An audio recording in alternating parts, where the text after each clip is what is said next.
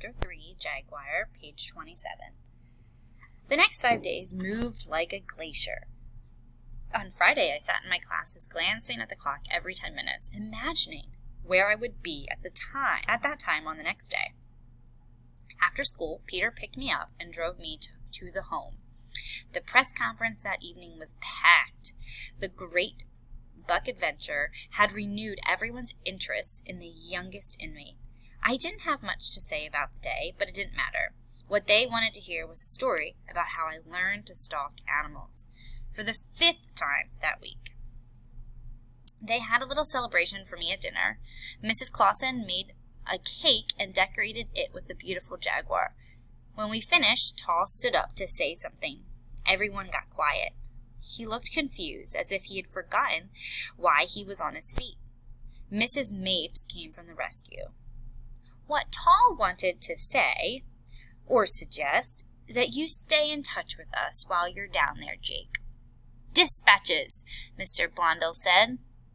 You know, like correspondence sent back to the States during the Vietnam War. Reports about what's going on. When our son was in the Vietnam, my wife and I were totally dependent on his dispatches. Without him, we would have been lost. I'm only going to be gone for a week, I said, and I don't even know if there's a phone where my father's staying. There must be a fax machine down there, Mrs. Mapes insisted. That's how your dad got in touch with you.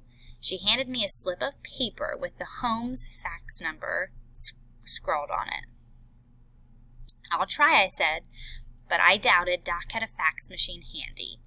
I went up to my room early, telling everyone that I needed to get ready for the trip. It took me less than 3 minutes to pack. When I finished, I lay down on my bed and thought about Doc. I played with the amulet I always wore around my neck. It was made out of a round, flat stone, about the size of a quarter. There was a hole in the middle, and surrounding the hole was an intricately carved snake swallowing its tail. It had belonged to Tall when he was young. He gave it to my father, and my father gave it to my mom when they got married. I'd worn it ever since my mom died. I knew Doc wouldn't have sent for me if he were coming back any time soon. I tried to come up with various schemes to convince him that I should stay down there, but I knew it was hopeless. The next morning, I was up before sunrise. Peter was coming to the home at 6 to take me to Kennedy Airport. My plane didn't leave until 11, and it was only about a 2-hour drive, but I wanted to make a stop on the way. I took my bag downstairs and put it by the front door, then went into the kitchen to see if I could get something to eat. Peter got there about 10 to 6 and joined me in the kitchen for some scrambled eggs and toast. Where's Tall? He asked. Asleep, I said. I thought about waking him and saying goodbye, but I didn't want to bug him. Peter smiled. When I talked to him yesterday, he said he was driving down with us to see you off. On the way back, he said he's going to give me a tour of all the buildings he put together in the city. I'm sure he meant well, I told him, but he probably forgot. He was supposed to give a speech last night, and he forgot what he was going to say. He seems to be drifting more these days. He's sharper than you think. You better go up and check. He'd be pretty unhappy if we'd left him behind. I went up to Tall's room and quietly opened the door.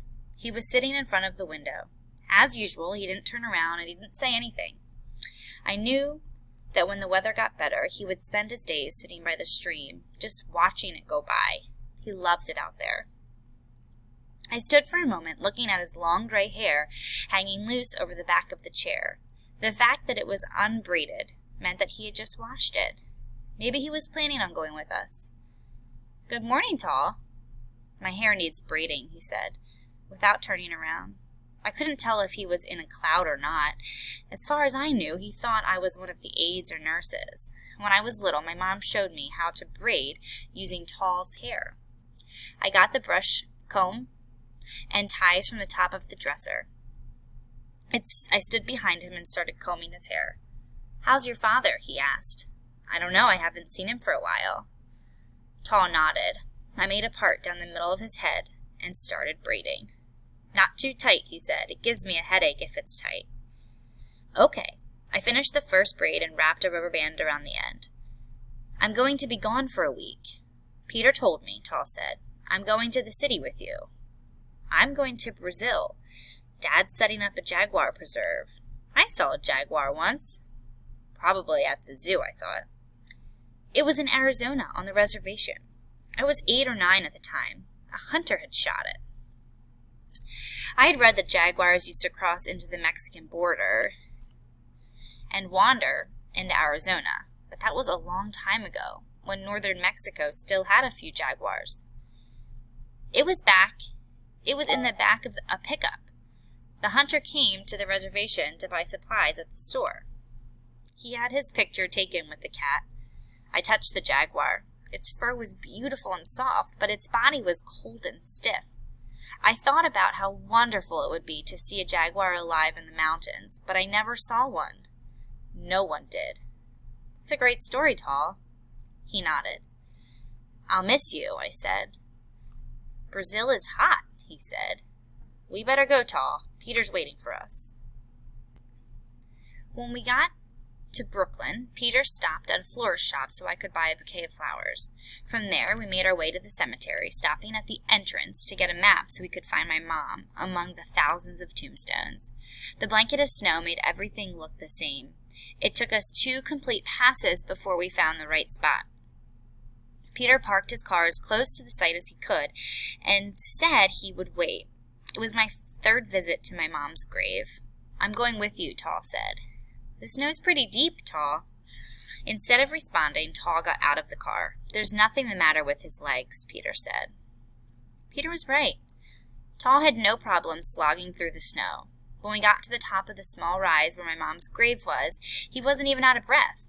I decided that when I got back, we would go walking whenever we could. It would be good for both of us. There it is, I said. I brushed the snow off the stone when I saw my mom's name carved in the marble. The familiar lump lodged in my throat, and I felt warm tears rolling down my cold cheeks. I split the flowers into 2 bunches and handed half to Tall. I planted my flowers in the snow. Tall smelled the flowers he was holding, then looked up at the sky. Mom's buried here. I know, Jake. Tall put his flowers next to mine. I was thinking, when you come back, maybe we could go to Arizona. I'd like to see the reservation again. I'd like to go back home. I stared at him. This was the most lucid he had been since I returned from Kenya. That would be great. I'd love to go there with you.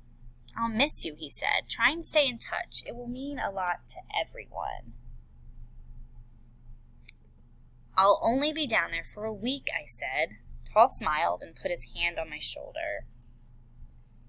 When we reached the car, I looked back at my mom's grave. Her flowers were the only color on the snow-covered hillside.